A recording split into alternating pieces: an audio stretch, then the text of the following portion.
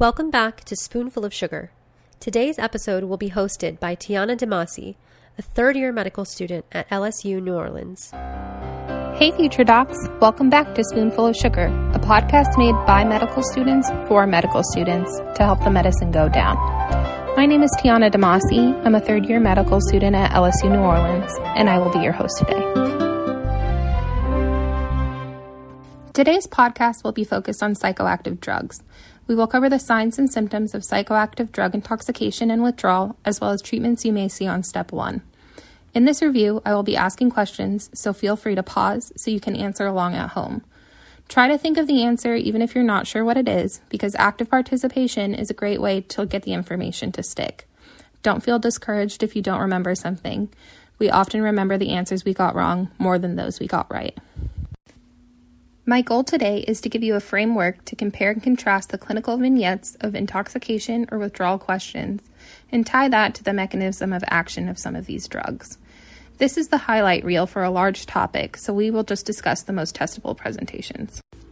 To build our framework, we can separate psychoactive drugs into 3 main categories by their overall effect. Can you think of what those would be?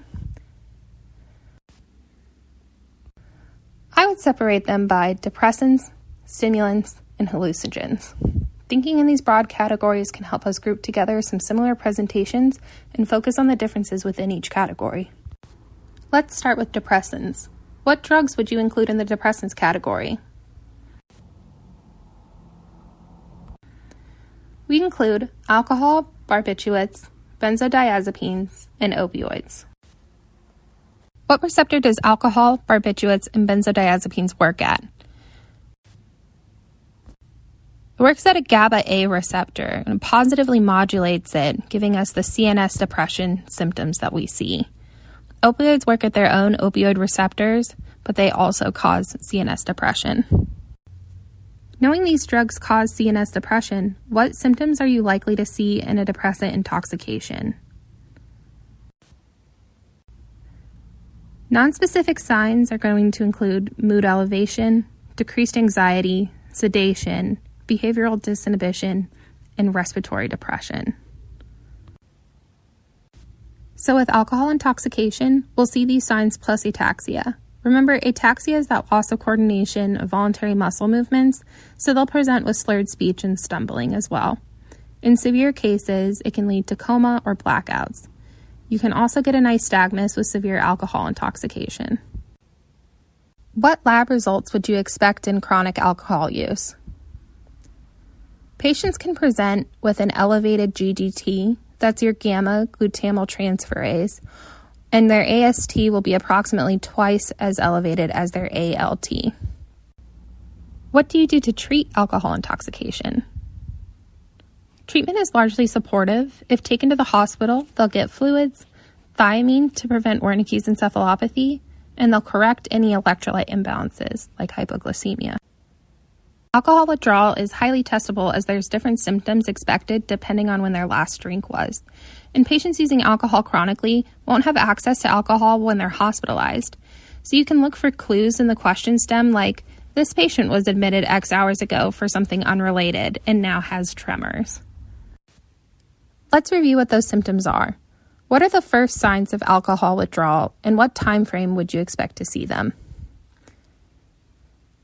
You'll see tremors, insomnia, some GI upset, sweating, and mild agitation between 3 to 36 hours after their last drink.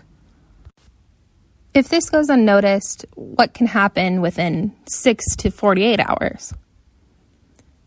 This is when you can see withdrawal seizures, and these will be a generalized clonic-tonic seizure. Between 12 to 48 hours, they can experience alcoholic hallucinations. What type of hallucinations are most common? They'll most commonly have visual hallucinations, so seeing things that aren't there. The last sign of alcohol withdrawal can be seen between 48 to 96 hours after their last drink, when they can develop delirium tremens. What would you expect a patient having delirium tremens to look like? These patients will have an altered consciousness and sympathetic hyperactivity, meaning they'll be agitated, they'll be tachycardic, hypotensive, have a fever, and be sweating. Which of these signs and symptoms are life-threatening? That's right. Seizures and delirium tremens can be life-threatening to the patients, but hallucinations alone are not dangerous. What is the treatment for alcohol withdrawal? Benzodiazepines. So think about how their mechanism of action is similar to alcohol, and we can taper these down gradually. You can also use anticonvulsants if they're still having seizures, even on benzodiazepines.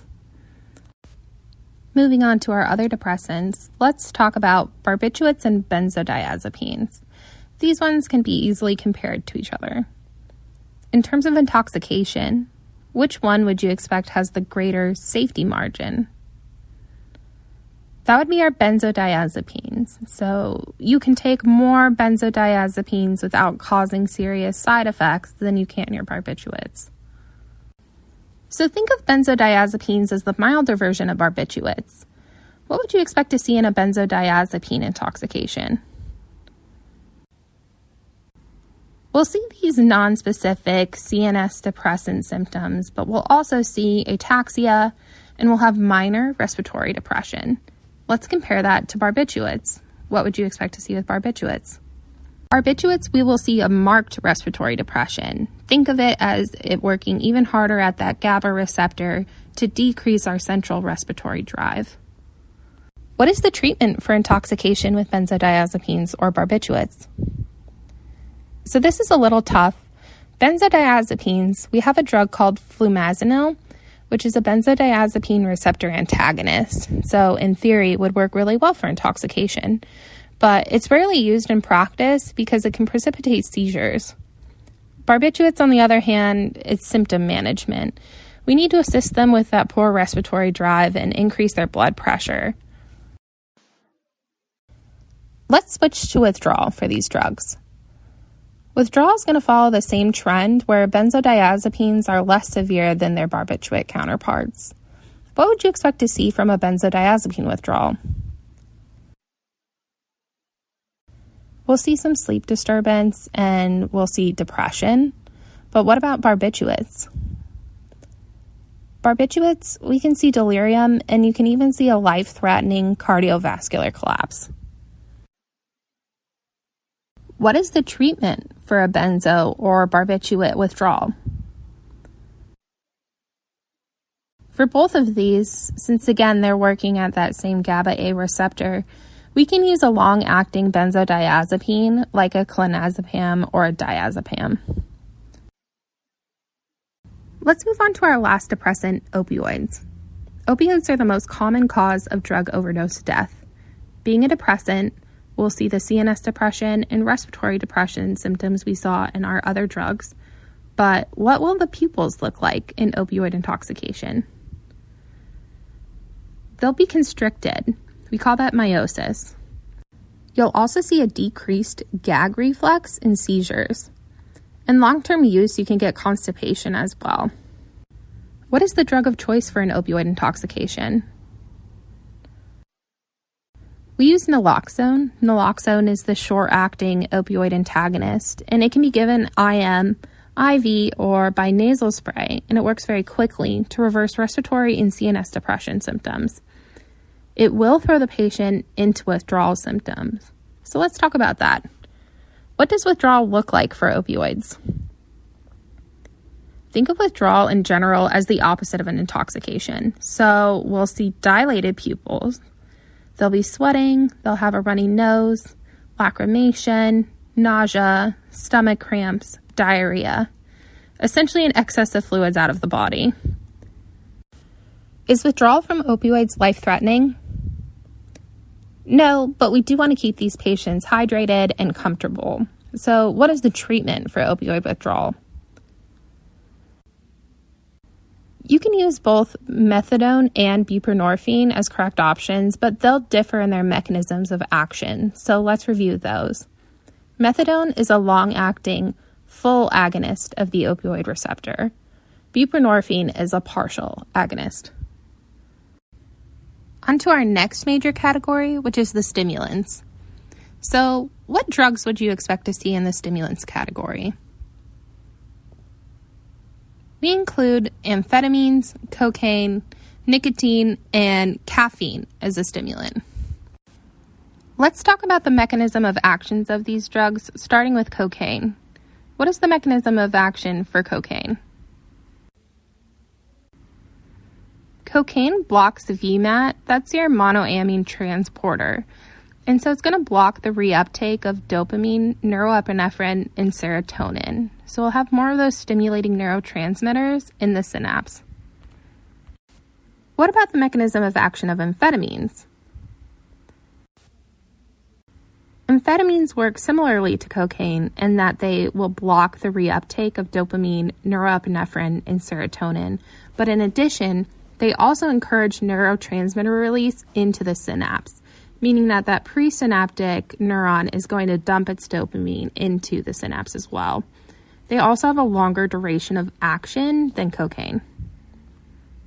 Nicotine is going to act at the nicotinic acetylcholine receptors, so it's easy to see how nicotine intoxication could make you feel restless.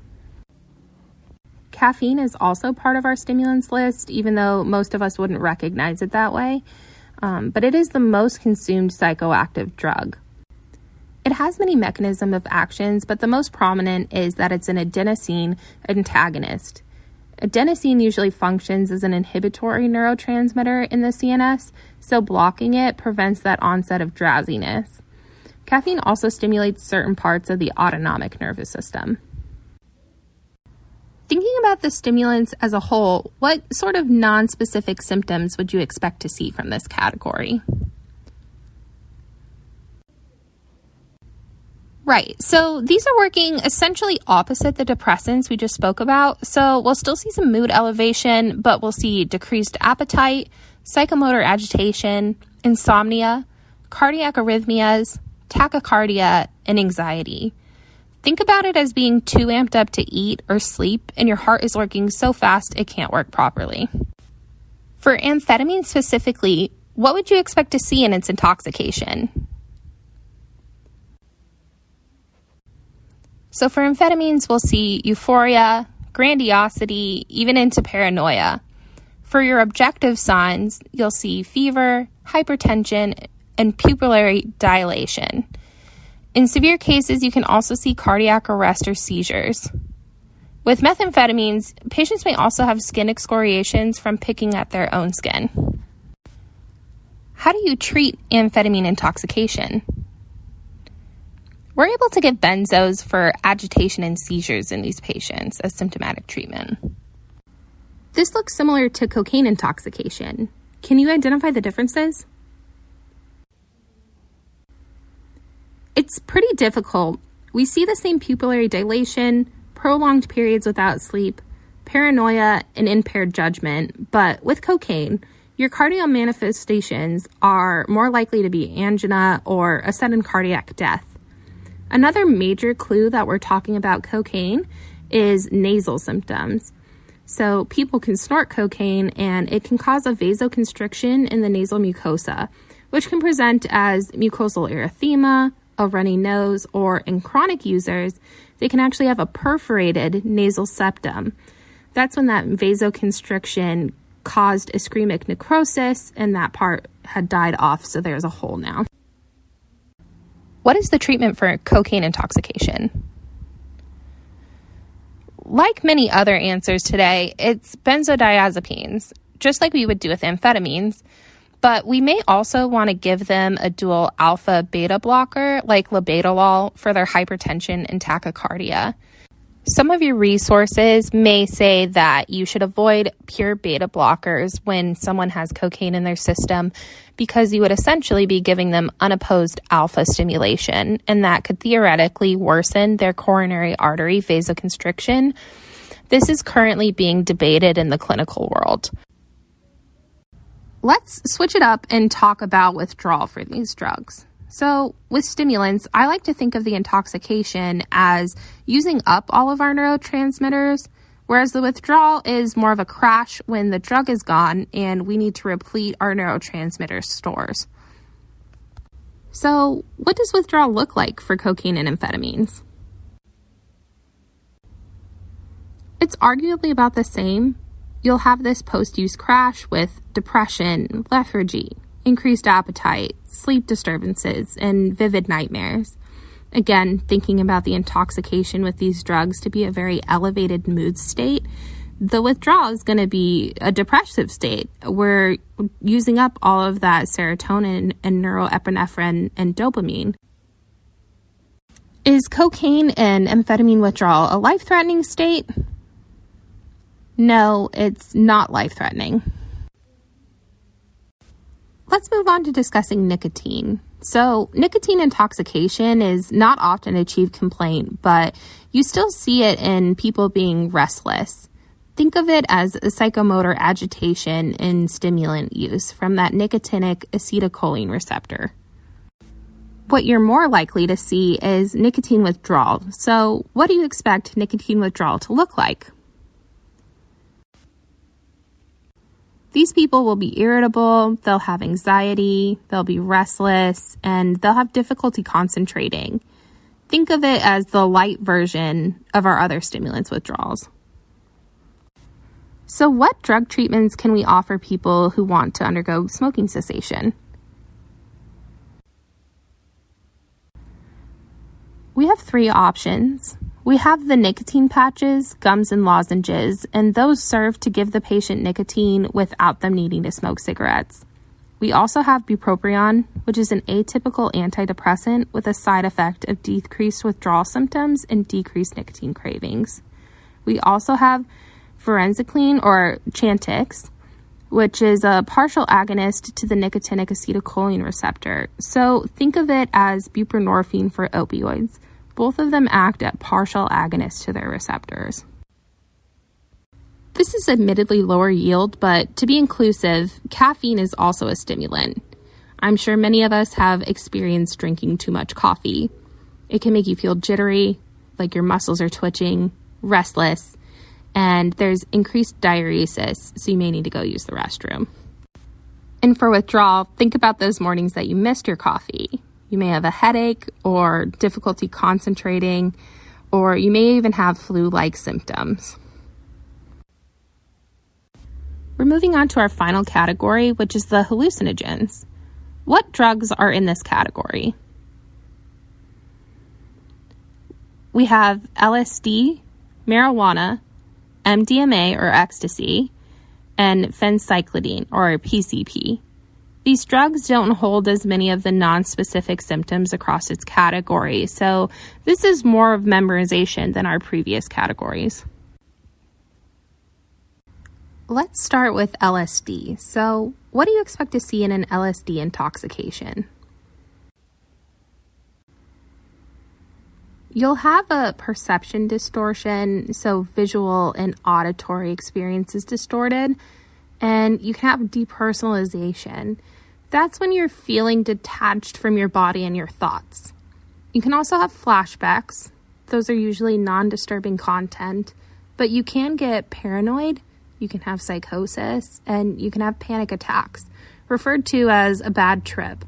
These can sometimes be so bad that it leads to suicidal ideation. Of note, LSD doesn't have common withdrawal symptoms, so we won't need to study that today. What about marijuana intoxication? So, marijuana can have a large variety of symptoms ranging from euphoria, anxiety, paranoid delusions, perception of slowed time, impaired judgment, social withdrawal, and hallucinations. You can also see increased appetite, dry mouth, and conjunctival injection, or the red eyes. I like to think of Shaggy from Scooby-Doo for this. Do we see symptoms with marijuana withdrawal? Yes, so like most of what we talked about today, it's going to be opposite of the intoxication. We'll see irritability, anxiety, depression, insomnia, restlessness, and decreased appetite. Again, a large variety of symptoms. What about MDMA? What would that look like for an intoxication? So MDMA or ecstasy is a hallucinogenic and it's also a stimulant. So think symptoms of both. You can have euphoria, disinhibition, hyperactivity, distorted sensory and time perception, and you can have bruxism, which is the fancy word for teeth grinding. Ecstasy can also be life-threatening in that you can have hypertension, tachycardia, hyperthermia, hyponatremia, and serotonin syndrome. I like to focus on the hypothermia because we don't see that with our other hallucinogens, so it could be a clear sign on a question. What about MDMA withdrawal? So we think the opposite. Again, we'll have this depression, fatigue, change in appetite, difficulty concentrating, and anxiety. It's another crash. Our last drug to discuss today is phencyclidine, aka PCP. So what would you expect to see in a PCP intoxication? Like other drugs, you're going to see tachycardia, hypertension, psychosis, delirium, seizures, psychomotor agitation, but it stands apart due to the patient's impulsivity to violence. This clinical vignette will often include something like brought in by the police or lashing out in some way, and trauma can be common, broken bones, and things of the sort. Another buzzword for PCP intoxication is nystagmus. We don't see that often in the other drug intoxications except severe alcohol intoxication. What about PCP withdrawal? These are somewhat nondescript symptoms. You'll have some depression, anxiety, irritability, restlessness, and disturbances of thought and sleep. I know we went through a lot of drugs today, but that wraps up the most tested psychoactive drug problems. To recap, we can group these drugs into depressants, stimulants, and hallucinogens, with the categories sharing common features by similar mechanisms of action. When trying to memorize intoxication and withdrawal symptoms, think of the withdrawal as the opposite sides of intoxication. And one last word of advice. Some drug intoxications can be easily mistaken for other psychiatric illnesses. Think about schizophrenia and amphetamine intoxication. You should be leaning towards drug intoxication when this behavior becomes more acute, like behavior someone else noticed this week, rather than this year. And look for concerning vital sign changes. For example, you can see a fever in amphetamine intoxication, but it's not very likely that you would see a fever in a patient with schizophrenia without some other identifiable acute illness or infection. Thank you for studying with me today. If you found this episode helpful, please subscribe to our podcast.